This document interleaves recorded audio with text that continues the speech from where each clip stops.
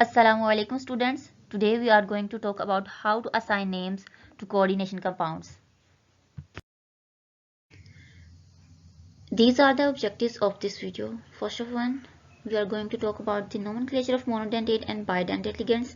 Then we will talk about how to find the charges on metal ions and complex ions. And then the third point is how to find the formula of coordination compounds by its name. First of all, we are going to talk about how to assign names to monodentate ligands. As we know that monodentate ligands are the ligands that can donate only one lone pair, or we can say that they have only one donor atom. Coordinate compounds में हमें पता है कि majorly दो parts होते हैं, एक इसका काउंटर आइन होता है, दूसरा इसमें कंप्लेक्स आइन होता है। अब कंप्लेक्स आइन को किस तरह नेम असाइन करना है उसका तरीका ये है, इसको आपको जुबानी याद करना पड़ेगा। यानी कि पहले प्रीफिक्स लिखते हैं, फिर लिगेंड लिखते हैं, फिर मेटल का name and then charge of metal हम हमेशा पैरेंथेसिस में लिखते हैं। इसको वन बाय वन एक्सप्लेन भी करती हूँ, लेकिन ये भी देख लें। अब काउंटर आइन कहाँ लिखेंगे? काउंटर आइन की पोजीशन डिपेंड करती है कि वो पहले लिखा जाएगा कि बाद में लिखा जाएगा। ये डिपेंड करता है कि काउंटर आइन हमारे पास अनायनिक आ रहा है कि कैटायनिक आ रहा है। First part of our formula is prefix. Prefix are the number of ligands which are attached with the metal atom. For example, if there are two ligands which are attached with the metal atom, then we will use di as a prefix. Similarly, we use tri, tetra, penta, hexa for the number of ligands which are attached with the metal atom. The second part of our formula is ligand. How to assign names to ligands? As we know that ligands are the Lewis spaces because they can donate lone pair to the central metal atoms. Ligands can be neutral as well as anionic. Neutral ligands के case में हम लोग as it is जो neutral ligands का name होता है वही हम लोग यूज कर लेते हैं। नेक्स्ट मैं आपको एक पूरी लिस्ट भी दिखाऊंगी। और in case of anionic ligands हम लोग ओ का इजाफा करते हैं eight the end of the name of ligand. Here is the list of charges and names of some common ligands. यहाँ पे चार्जेस भी मेंशन है, जैसे कि हमें पता है कि कुछ लिगेंड्स न्यूट्रल होते हैं, कुछ का चार्ज -1 होता है, कुछ का चार्ज -2 होता है। और जो सबसे ज़्यादा इंपॉर्टेंट पॉइंट यहाँ पे है वो ये है कि अगर एक से ज़्यादा लिगेंड्स इस्तेमाल हुए हैं तो उनको अल्फ़ाबेटिकली ऑर्डर के मुताबिक ही हम अरेंज करके लिखेंगे। फॉर एग्जांपल, अगर एक कंपाउंड है उसमें अमोनिया भी यूज़ हुआ है और उसमें कार्बन मोनोऑक्साइड भी है, तो हम पहले किसको नेम देंगे? तो अगर हम देखें कि अमाइन क्योंकि ए से स्टार्ट हो रहा है और कार्बोनाइल क्योंकि सी से स्टार्ट हो रहा है, तो अगर हम देखें कि अल्फ़ाबेटिकली ऑर्डर इनका क्या बनेगा, तो हम अमाइन पहले लिखेंगे और कार्बोनाइल हम बाद में लिखेंगे। Next one is how to find the charge of metal ion. इसके लिए आपने दो बातें याद रखनी है। हमेशा जो चार्ज है मेटल आयन के ऊपर रोमन न्यूमेरल्स में लिखा जाएगा और नंबर 2 पैरेंथेसिस के अंदर यानी कि स्मॉल ब्रैकेट के अंदर लिखा जाएगा। For example, this one is a complex compound और इसके अंदर वेनेडियम एक मेटल एटम है, इसका चार्ज मालूम किया गया। अगर हम इस कोऑर्डिनेशन कंपाउंड को डिसोसिएटेड फॉर्म में देखें तो कॉम्प्लेक्स आयन के ऊपर +3 चार्ज है और जबकि 3 chloride ions as a counter ion यहाँ पे इस कंपाउंड के अंदर मौजूद है। मेटल के ऊपर चार्ज मालूम करने के लिए हम कॉम्प्लेक्स आयन को, दोबारा बोल रही हूँ, कॉम्प्लेक्स आयन को हम लोग लिखेंगे और उसके साथ उसका चार्ज है उसे भी लिख लेंगे। और जैसे मैं आपको पहले बता चुकी हूँ कि लिगेंड्स की पूरी लिस्ट है, उसके अंदर चार्जेस भी मालूम बताए गए हैं, तो वो आप लोगों ने जुबानी याद कर लेने हैं। अमोनिया क्योंकि एक न्यूट्रल लिगेंड है तो इसका चार्ज भी 0 होगा और 6 कोऑर्डिनेशन नंबर को इंडिकेट कर रहा है, यानी कि यहाँ पे 6 अमाइन लिगेंड्स इस्तेमाल किए गए हैं। और वी इंडिकेट कर रहा है वनेडियम को जो कि मेटल एटम है जिसका चार्ज हमने मालूम करना है। और +3 यहाँ पे इंडिकेट कर रहा है जो हमारा कॉम्प्लेक्स आयन के ऊपर पे चार्ज आ रहा है। इसको थोड़ा सा सिंप्लीफाई किया तो यहाँ से मुझे पता चल गया कि वनेडियम के ऊपर +3 चार्ज आ रहा है। Next one is how to write the name of metals. इसके लिए दो पॉसिबिलिटीज है। फर्स्ट वन ये है कि अगर हमारे पास जो कॉम्प्लेक्स आयन है वो पॉजिटिवली चार्ज है, और नंबर 2 ये कि अगर हमारे पास जो कॉम्प्लेक्स आयन है वो नेगेटिवली चार्ज है। पहली पॉसिबिलिटी को देख लेते हैं कि जब हमारे पास कॉम्प्लेक्स आयन पॉजिटिवली चार्ज आएगा तो रूट नेम मेटल का एज इट इज इस्तेमाल किया जाएगा। फॉर एग्जाम्पल, इस कॉम्प्लेक्स आयन के अंदर क्योंकि एक ये कैटायनिक कॉम्प्लेक्स आयन है तो इसके अंदर हम लोगों ने मेटल का जो नेम है वो एज इट इज यानी कि कॉपर इस्तेमाल किया। इसकी दूसरी पॉसिबिलिटी देखेंगे तो आपको ज़्यादा अच्छी तरह से समझ आएगा। और हेक्सा एक्वा, एक्वा वाटर को इंडिकेट कर रहा है, इस लिगेंड का नेम है, वाटर के लिगेंड का जो नेम है वो एक्वा है। 6 वाटर के लिगेंड्स इस्तेमाल किए गए हैं।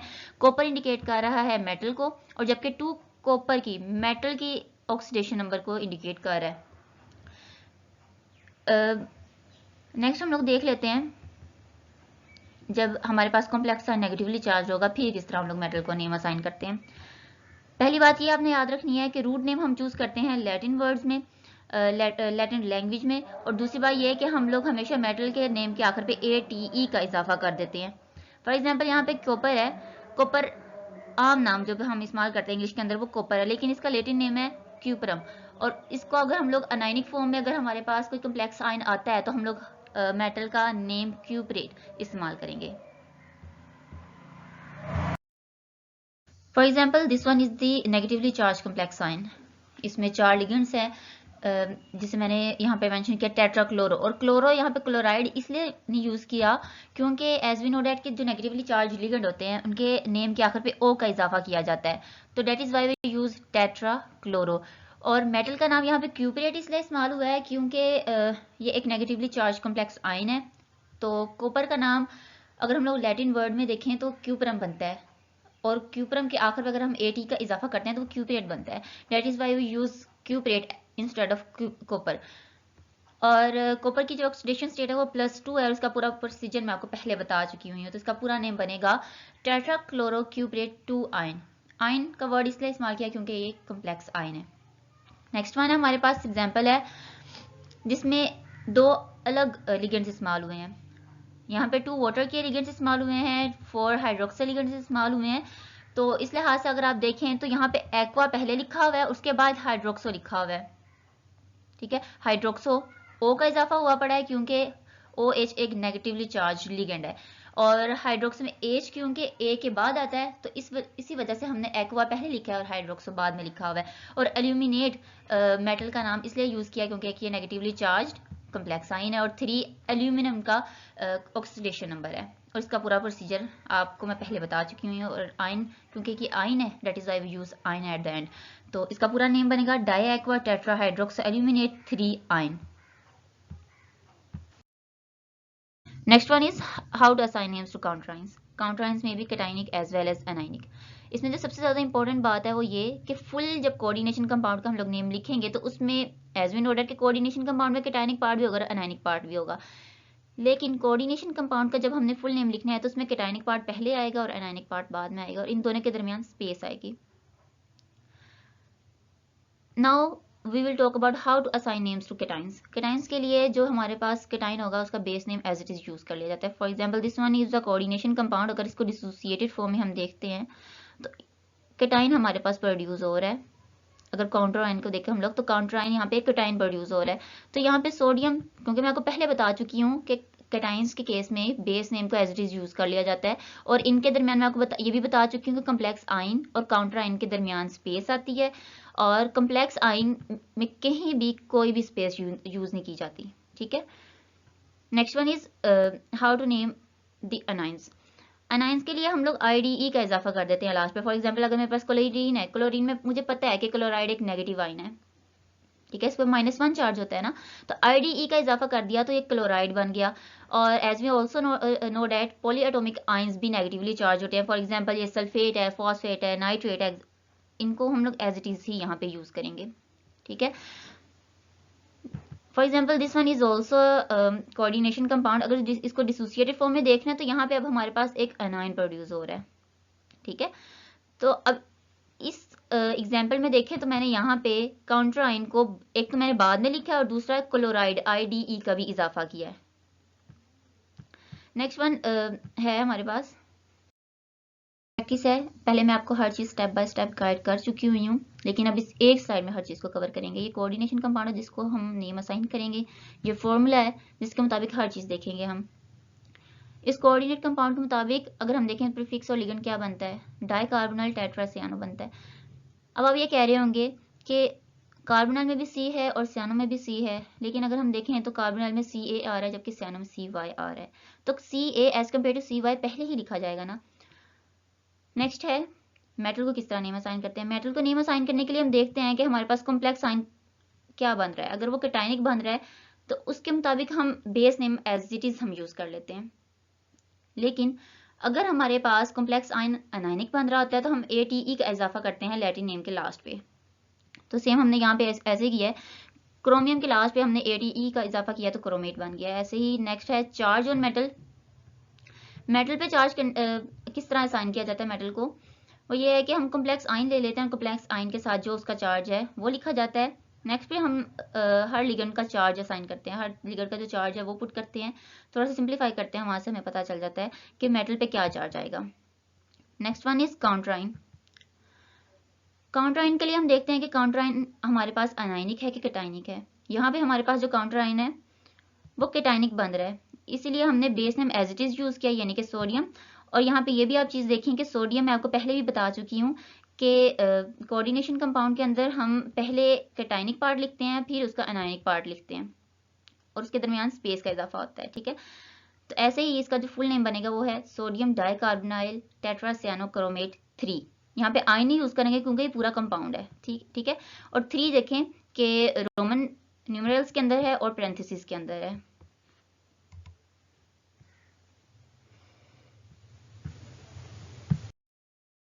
इन कोऑर्डिनेट कंपाउंड्स की आपने प्रैक्टिस करनी है, और मैं आपको काउंटर आयंस के अंदर बता चुकी हुई हूँ कि अगर काउंटर आयंस अनायनिक हों और पॉलीएटॉमिक आयंस हों तो हम एज इट इज उनका नेम यूज करते हैं, जैसे नाइट्रेट और सल्फेट। तो इन सब की आपने एक दफा प्रैक्टिस जरूर कर लेनी है। Next one is how to assign names to bidentate ligands. As we know that bidentate ligands are the ligands that have two donor atoms. या फिर ये कह सकते हैं कि 2 लोन पेयर डोनेट कर सकते हैं, या फिर ये कह सकते हैं कि 2 बॉन्ड्स प्रोड्यूस कर सकते हैं मेटल एटम्स के साथ। तो बाइडेंटेट लिगेंड्स को हम मोनोडेंटेट लिगेंड्स की तरह ही नेम असाइन करते हैं, लेकिन कुछ एक्सेप्शंस हैं। जैसे बाइडेंटेट लिगेंड्स के कुछ नेम ऐसे हैं जिसमें पहले से ही कुछ न्यूमेरल्स का इजाफा हुआ होता है, जैसे EN है इथाइलिन डायमाइन, इसमें डाई का वर्ड पहले ही आ रहा है। सेम इसी तरह ही डाइमेथाइल ग्लाइसिन है, इसमें डाई का वर्ड पहले ही आ रहा होता है, तो इसमें हम जब प्रीफिक्सेस का इजाफा करेंगे तो वो थोड़े से डिफरेंट हो जाएंगे। जैसे अगर एक कंपाउंड है उसके अंदर 2 दफा EN इथाइलिन डायमाइन इस्तेमाल हुआ है, इथाइलिन डायमंड 2 दफा आ रहा है, तो हम डिस का वर्ड इस्तेमाल करेंगे। सिमिलरली हम ट्विस्ट का इस्तेमाल करते हैं और फिर इन्हीं लिगेंड्स को हम लोग पैरेंथेसिस के अंदर लिखते हैं। नेक्स्ट आप लोग को एग्जांपल से समझ आ जाएगी। Here are some examples of bidentate ligands. Bidentate ligands को मोनोडेंटेट लिगेंड्स की तरह ही हम लोग नेम असाइन करें, लेकिन जो चीज़ मैं आपको बताना चाह रही थी वो ये थी कि देखें आप इथाइलिन डायमाइन को हमने पैरेंथेसिस के अंदर लिखा है, और नंबर 2 ये कि इथाइलिन डायमाइन के क्योंकि यहाँ पे 2 लिगेंड्स इस्तेमाल हुए तो इसलिए हमने यहाँ पे बिस का वर्ड इस्तेमाल किया है। सिमिलरली नीचे वाली एग्जांपल में भी हमने ऐसे किया है, इथाइलिन डायमाइन को हमने पैरेंथेसिस के अंदर लिखा है एंड देन इसके साथ बिस का प्रीफिक्स इस्तेमाल किया है। Here is our last objective जो है कि how to find the formula of a compound, कि अगर हमें नेम पता हो तो हम उसका फॉर्मूला कैसे फाइंड कर सकते हैं। ये हमारे पास नेम है कंपाउंड का, लेकिन हम इसका फॉर्मूला नहीं पता। अब हम स्टेप बाय स्टेप देखेंगे कि अगर हमें नेम पता है तो हम फॉर्मूला कैसे फाइंड कर सकते हैं। पहली बात ये है कि हमें पता है कि किसी भी कोऑर्डिनेट कंपाउंड के अंदर अगर हम उसका नोमेनक्लेचर देखें तो उसका एक अनायनिक पार्ट भी है और एक कैटायनिक पार्ट भी है, ठीक है। यानी कि इसमें कम्प्लेक्स आयन भी होता है और एक काउंटर आयन भी होता है। तो यहाँ पे chloride as a counter ion यहाँ पे यूज हुआ है, लेकिन हमें ये नहीं पता कि कितने क्लोराइड यहाँ पे यूज हुए हैं, तो इसके लिए हमें पहले कम्प्लेक्स आयन के ऊपर चार्ज जानना पड़ेगा, ठीक है। अब देख लेते हैं हम कि नेम से क्या पता चल रहा है। हमें नेम से हमें पता चल रहा है कि मेटल यहाँ पे कोबाल्ट यूज हुआ है जिसकी ऑक्सीडेशन स्टेट जिसके ऊपर जो चार्ज है वो +4 है, और इसके अलावा हमें पता चल रहा है कि पेंटा एक्वा यानी कि 5 वाटर के लिगेंड्स यूज हुए हैं। क्लोरो से पता चल रहा है 1 क्लोरो लिगेंड इस्तेमाल हो रहा है यहाँ पे। इन सब के ऊपर चार्ज हम फाइंड कर लेंगे। अभी रिसेंटली हम ये देख के आए हैं कि अगर हमें लिगेंड का चार्ज मालूम हो और कॉम्प्लेक्स आयन का चार्ज मालूम हो तो हम मेटल का चार्ज मालूम कर सकते हैं। तो अब अगर हमें मेटल का चार्ज मालूम हो और लिगेंड का भी चार्ज मालूम हो तो क्या हम कॉम्प्लेक्स आयन का चार्ज मालूम नहीं कर सकते? डेफिनेटली कर सकते हैं। तो इसी तरह हम लिगेंड का और मेटल का चार्ज पुट करके हम कॉम्प्लेक्स आयन का चार्ज फाइंड कर सकते हैं। सॉरी यहाँ पे +3 आएगा,